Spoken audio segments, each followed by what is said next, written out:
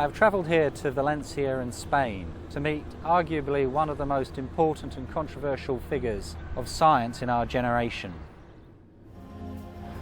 Despite an undistinguished background as a student, he has become one of the most famous geneticists of the early 21st century. Dr. Benton, pleasure to meet you, sir. Nice to meet you. Should we teach science as individual subjects, physics, biology, chemistry, get to know the basics, build up from there? Or there is a movement afoot to try and enthuse students by telling them what science can do. How would you view that debate? What would you say is the most important of those two things to do? Well, I think there's other alternatives as well.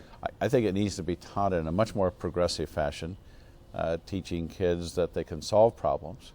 We have a genomic bus. It's a mobile laboratory out of my institute in Maryland that teaches secondary kids, pre-high school kids, introduces them to solving problems. They do CSI-type crime scenes that they solve by using DNA evidence.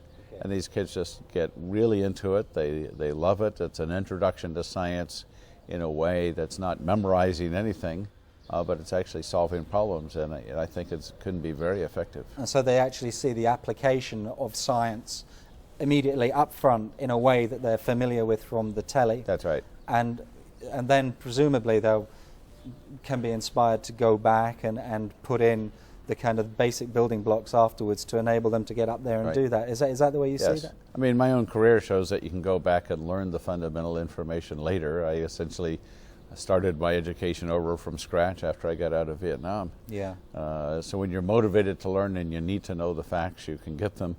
Also, we all have the advantage of, getting anything off the internet when you want to know the facts. Yeah. Sorting out what the facts mean, the evidence-based decision-making, those are the things that if we learn in school, it's easy to find the facts. It seems to me then that what you're really saying is what the central thing of what should be taught is the scientific method, which goes all the way back to Bacon. Well, I even have a different view of the scientific method. I think the way it's taught is not how science is really done. No. This notion that you have an hypothesis and you go out and test it. Most science is largely empirical. We don't know enough about our universe to ask intelligent questions about it. I mean, that's what we did with the ocean expedition. We just went out to see with the new tools what we could see.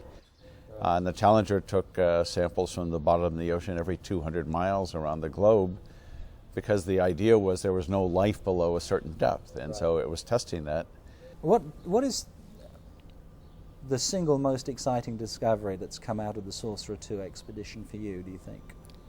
Well, it's hard to get down to a single one, but if you had to summarize it, the extent of diversity, the amount of life on this planet. In one paper last year, we more than doubled all the genes known to science in a single paper. That is... We added 6 million new genes, and that's just from the first quarter of the expedition. Yeah. So that's pretty extraordinary, but finding out that all these organisms live by capturing energy from sunlight, not in a photosynthesis pathway, but a totally different mechanism, and that's why there's so much diversity there.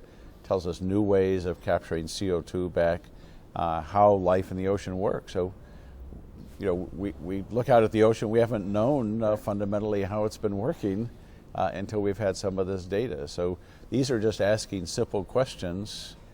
Any school child can go take a glass of seawater and make more discoveries in that than in previous decades. One of the things that you said in your Richard Dimbleby lecture last year was that science makes some people shut down their brains. How would you go about getting them to restart their brains about science if it was left up to you? With my lectures, I don't give essentially a different lecture to the lay public than I do to sophisticated scientists. And if you challenge people to think, I have high expectations for the public. They can think and understand this. And people that have never had any science before, listening to a sophisticated genomics lecture, they say they can understand 80 or 90% of it. So I think a lot of science talks down to the public. It's important not to do that. And if you teach it as problem solving, we're trying to solve the problems of the planet, that's something I think most people can relate to, and in my experience get pretty excited and fascinated by it. You've come up through the scientific hierarchy from unconventional beginnings, and probably by an unconventional route, which I think suggests that your approach to science is highly individualistic. Do you think that other people could follow that route if they wanted to? Absolutely. I think it's there's a lot brighter people than I am in the field of science. It's more of a question of asking questions the right way and being willing to take risk. If you're risk adverse, you shouldn't be in science. Right. Because the whole point of science is to understand the unknown. But most governments don't fund scientists to study the unknown. You have to do that on your own somehow and then come back into what is fundable. So I think the entire science establishment can change by rewarding people who work in multidisciplinary teams, by rewarding people if they make major breakthroughs that change society, not just somewhat esoteric findings that may or may not be of any benefit. There's a continuum. People used to separate academic science from applied science. Now we're a continuum, and we have to use all the tools at hand to solve these problems of society going forward. Providing food, drinkable water, shelter, and fuel for soon to be 9 billion people is the largest challenge humanity's ever faced. But I think science needs to change to be integrated. So maybe having a physics department and a chemistry department and a biology department is not the right approach, because we combine all those in the approaches that we're taking and the teams that we're building.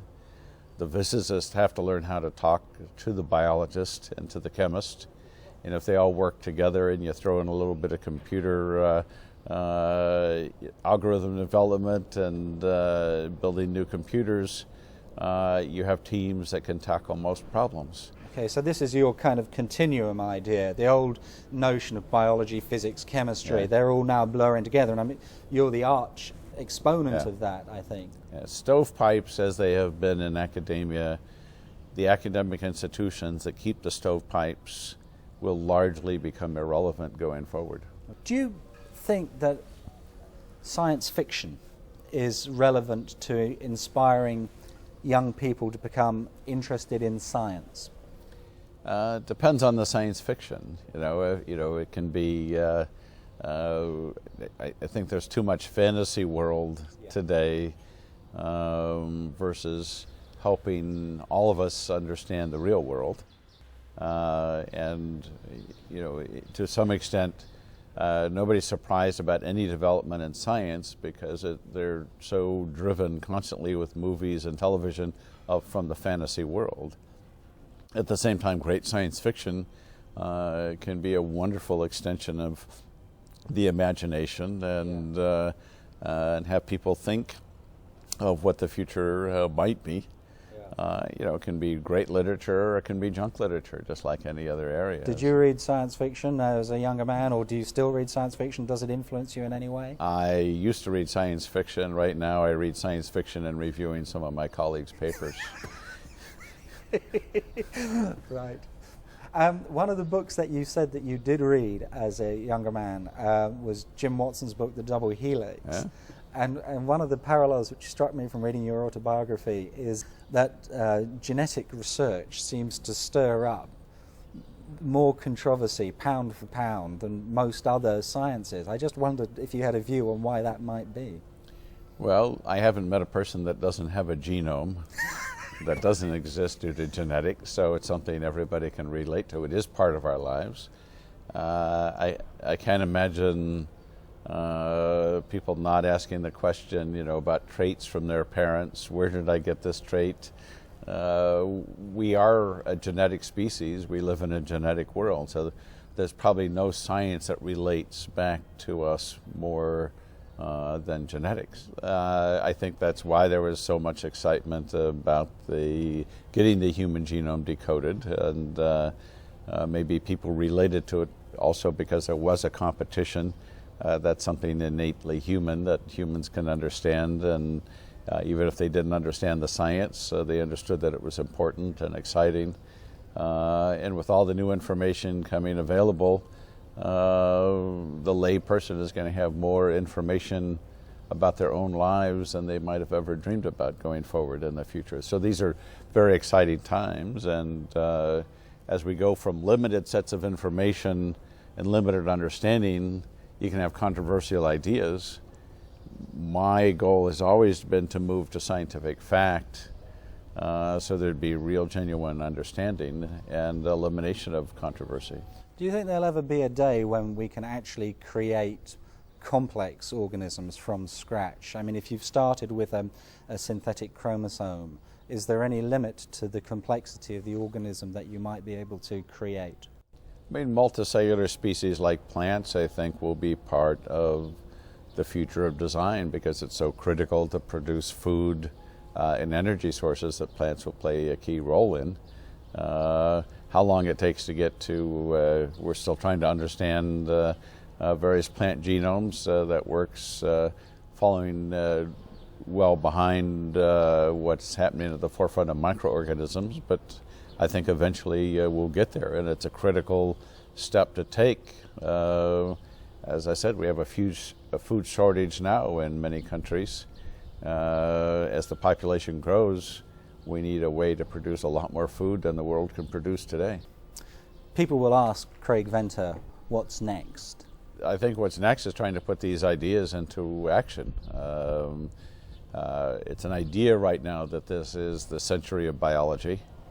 We need to prove it's the century of biology by having biology really contribute to these solutions, not just the discussion of them. So that's the challenge facing all of us right now, is coming up with fuels based on biology that really make a difference, coming up with new medicines, coming up with new sources of food. If that happens, I think the world will be a different place.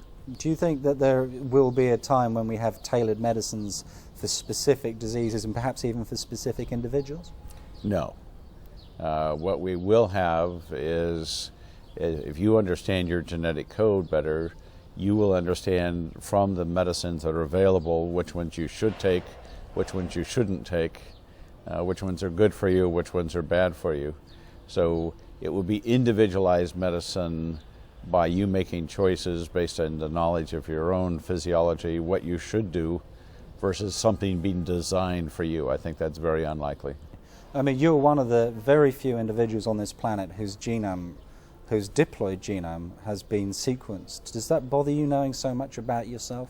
Well, it bothers me that I don't know more because we can't interpret it. So there's now 2 genomes done, myself and Jim Watson. His was just published a few weeks ago. The goal is to get it to tens of thousands and then hundreds of thousands and millions. Okay. So only at that stage will we be really able to interpret it. There's a lot of data out there. What we need to turn that into understanding. Craig Venter, thank you very much indeed. Nice talking to you.